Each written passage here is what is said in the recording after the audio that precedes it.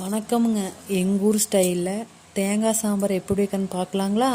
ஒரு மிக்ஸி ஜாரில் பார்த்தீங்கன்னா தேங்காய், கடலை, பட்டை, சோம்பு, கிராம்பு, வரமிளகாய், இஞ்சி, பூண்டு, கருவேப்பிலை எல்லாத்தையும் போட்டு நல்லா நெவுன்னு அரைச்சிக்கலாங்க.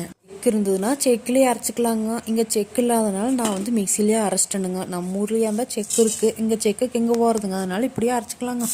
எண்ணெய் ஊற்றி எண்ணெய் சூடானதும் கடுகும் பச்சை கடலப்பருப்பும் போட்டுக்கலாங்க. அதுக்கப்புறம் பார்த்திங்கன்னா பெரிய வெங்காயம், பச்சை மிளகாய், தக்காளி இதெல்லாத்தையும் போட்டுக்கலாங்க.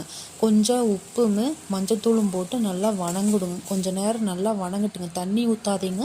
தண்ணி ஊற்றாமே வணக்குனிங்கனாவே வணங்கிடுங்க. அதுக்கப்புறம் பார்த்திங்கன்னா அரைச்சி வச்சுருக்கிறத எடுத்து உள்ளே ஊற்றிக்கலாங்க. உள்ளே ஊற்றி 2 கொதி வரட்டுன்னு நல்லா கிளறி விட்டு ஆஃப் பண்ணிடுங்க. அதுக்கப்புறம் மொறுன்னு தோசையை சுட்டு இந்த குழம்பு ஊற்றி சாப்பிட்டு பாருங்க. அத்தனை அருமையாக இருக்குங்க. நீங்களும் ஒரு தடவை செஞ்சு தான் பாருங்களேன் எப்படி இருக்குதுன்னு.